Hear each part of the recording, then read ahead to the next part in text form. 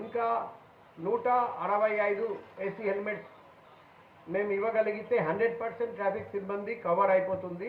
అది కూడా త్వరలో ఇవ్వడానికి ప్లాన్ చేస్తున్నాం.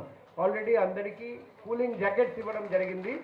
ఇప్పుడు ఈ ఏసీ హెల్మెట్స్ కూడా అందరికీ ఇచ్చేస్తే మన ట్రాఫిక్ సిబ్బంది ఎంత ఎండ్ అయినా సరే మన వీధిలో ట్రాఫిక్ రెగ్యులేషన్ కానీ ట్రాఫిక్ ఎన్ఫోర్స్మెంట్ ఎటువంటి ఇబ్బంది లేకుండా చేయొచ్చు.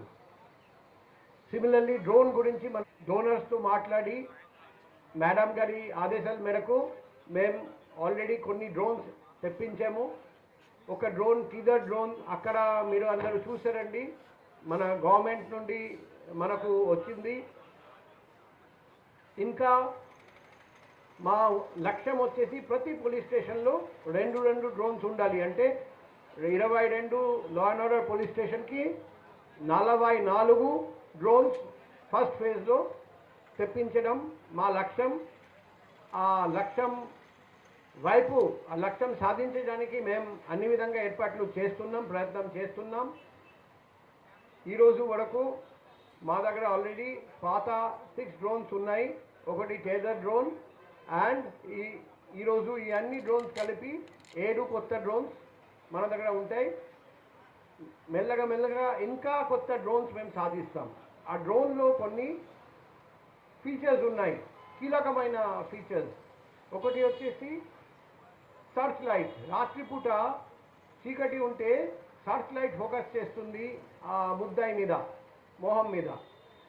నెక్స్ట్ వచ్చేసి నైట్ విషన్, రాత్రిపూట ఎంత చీకటి అయినా మనకు కనిపిస్తుంది. నంబర్ 3 వచ్చేసి సైరన్. అనుకోండి డ్రోన్ ఇక్కడ నుండి ఆపరేట్ చేస్తున్నారండి, 1 కిలోమీటర్ దూరంలో ఒక వ్యక్తి ఒక ఆఫెన్స్ చేయడానికి వెళ్తున్నట్టు మనం చూస్తున్నాం. ఇమీడియట్గా సైరన్ కొడితే అతను పారిపోతాడు. కాబట్టి ఆఫెన్స్ అరికట్టడం.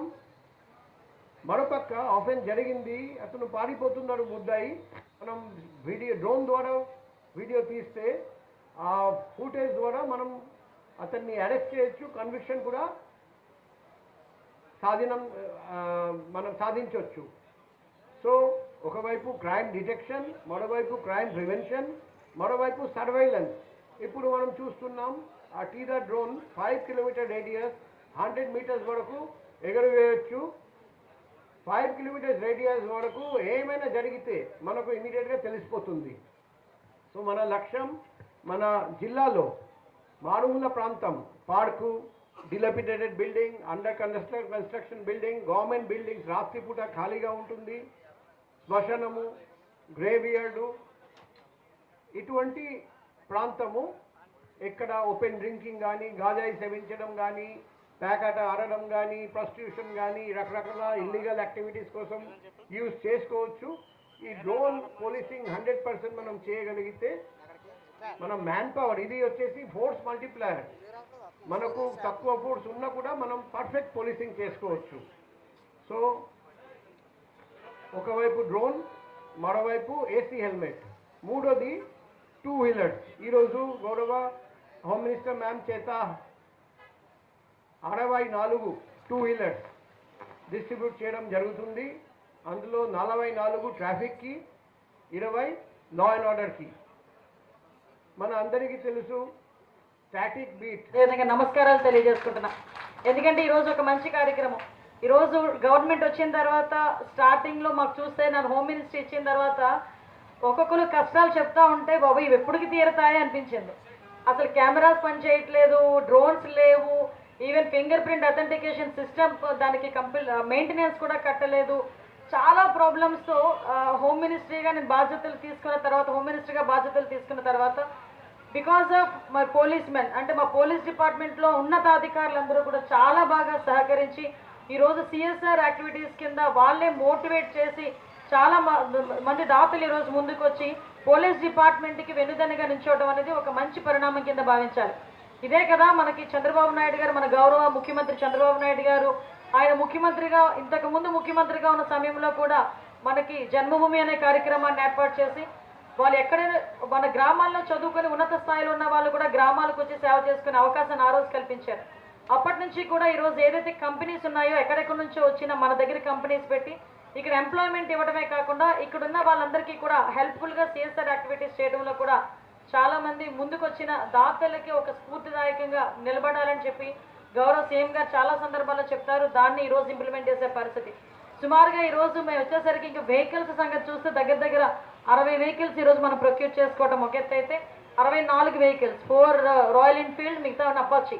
అదేవిధంగా ఈరోజు 100 మనకి హెల్మెట్స్. అసలు ఆ కూలింగ్ హెల్మెట్స్ నేను చాలా సందర్భాల్లో చూస్తానండి. నాకు ట్రాఫిక్ పోలీసులను చూస్తే ఎక్కడో చాలా జాలి అనిపిస్తుంది, బాధ అనిపిస్తుంది. ఎందుకంటే అంత దుమ్ములోని ధూళిలోని ఎండనక వాననక అక్కడే అలాగ నుంచొని ట్రాఫిక్ని కంట్రోల్ చేసి ఒక పక్క నుంచి ఎక్కడైనా పక్కకి ఇలా వెళ్ళారు. ఆ టైంలో ఎవరికైనా ట్రాఫిక్ కానిస్టేబుల్ కనిపించకపోతే ఇంకా తిడతారండి ట్రాఫిక్ కానిస్టేబుల్ని. కానిస్టేబుల్ చూడండి ఎక్కడో కూర్చున్నారు, ట్రాఫిక్ అంతా వదిలేశారు. అప్పటి వరకు వాళ్ళు నుంచినది ఎవరికి కనిపించదు.